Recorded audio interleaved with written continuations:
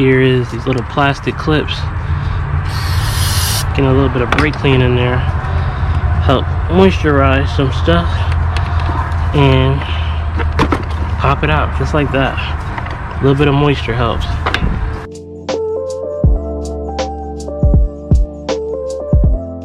Same concept. Spray it a little bit and pops right out. All that little dirt.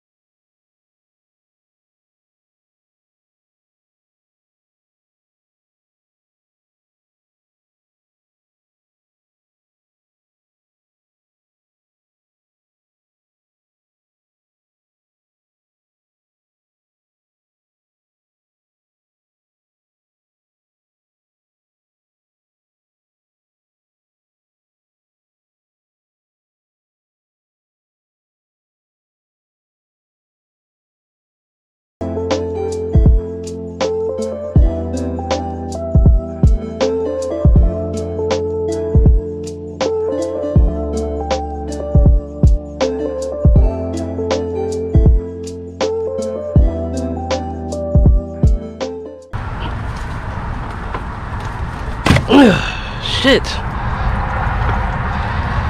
That's why I hate these plastic parts, man. Oh, they suck so bad. Oh, no. Oh, shit. That's not good. I'm gonna have to get a vacuum or something in there. Fuck. Damn. I really did not want to get any water in there. I forgot to seal that off. Sorry, guys.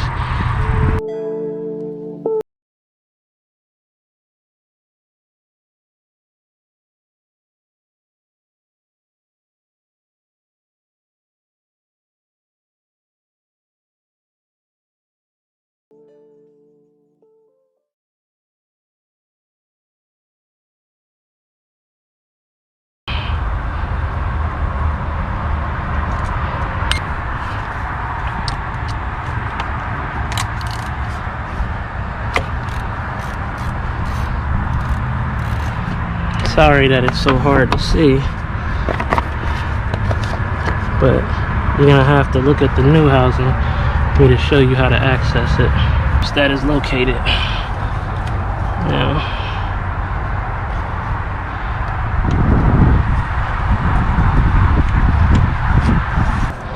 So now, pull this out. We're going to, if I'm not mistaken, you pull that tab just like that. And you push down and pull. Just like that.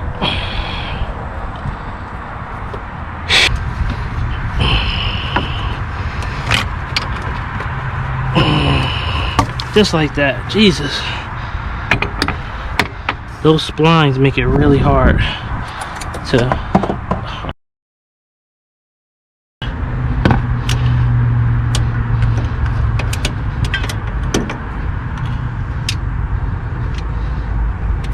Oh, I actually do hit it. Okay. So, just gonna loosen that up.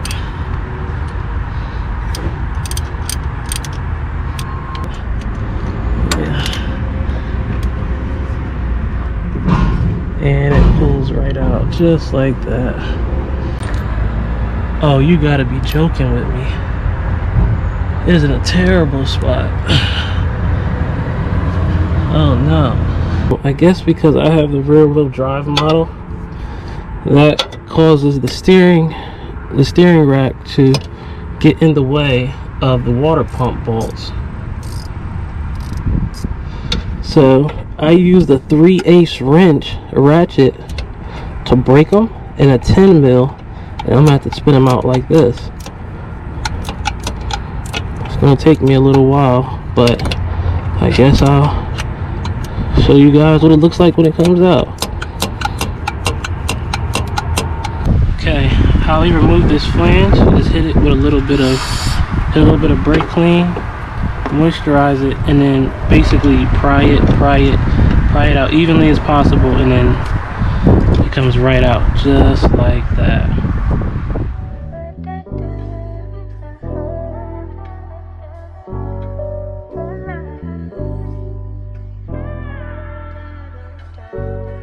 Okay, you're gonna have to get a 3/8 small, get them down here and walk them down and tighten them up as much as you can. The connector is right here. It just pops on. If you want to pop it out, you just push that tab in and it pulls out just like that. That's it all the way in.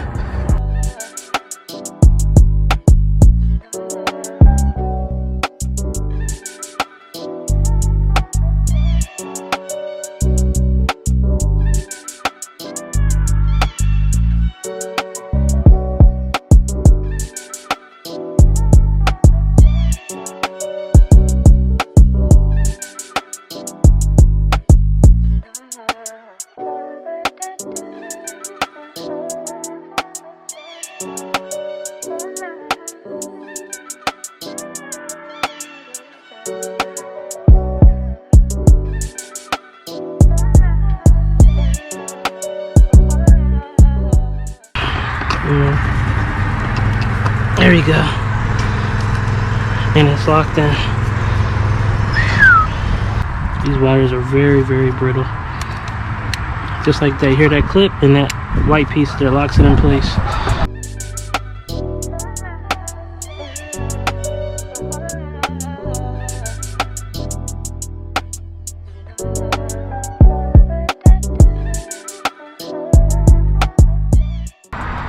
So I just got a box cutter, cut this piece off. This band doesn't come off, and I can't get it off. So I just trimmed it down, and it actually fits. So that's good.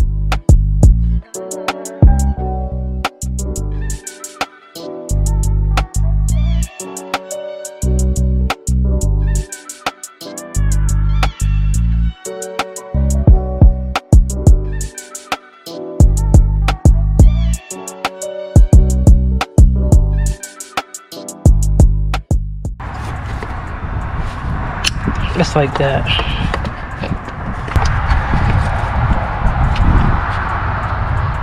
There we go. Hear those two things pop.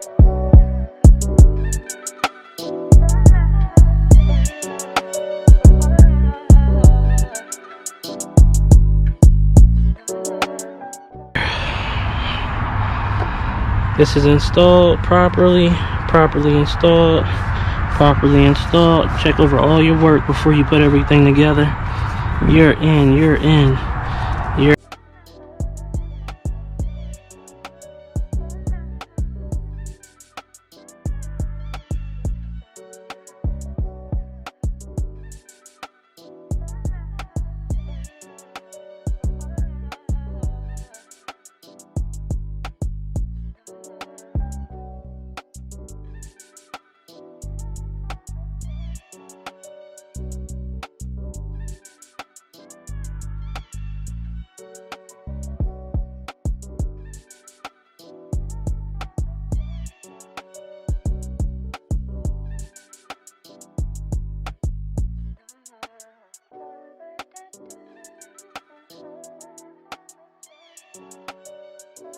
Alright, before you guys laugh at me, I do not have a funnel with me at the moment, so I have to make do with what I got. And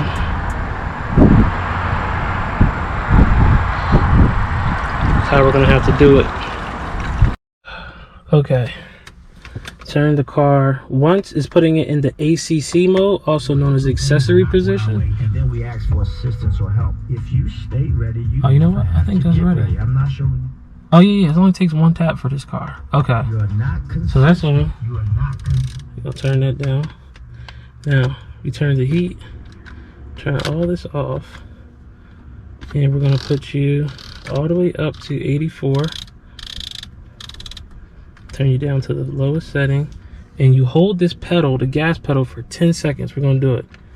1 Mississippi, 2 Mississippi, 3 Mississippi, 4 Mississippi, 5 Mississippi, 6 Mississippi, 7 Mississippi, 8 Mississippi, 9 Mississippi, 10 Mississippi. I think I hear it.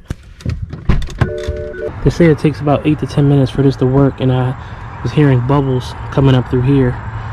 So next thing's up, we're gonna put it on a battery maintainer just so that the battery doesn't die on us. Now that the thing is topped off for now, I'm gonna put the cap on so it holds pressure, just like that. For the battery maintainer, there's your positive terminal, there's your ground terminal. I am using a No-Code Genius. Now, for you guys that don't know, these cars come with AGM batteries. Just press the mode button until you pop up on 12 volt AGM, and there you go.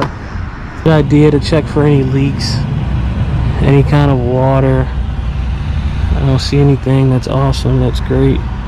And while this is bleeding, put your heat shield back on and let this thing do its job.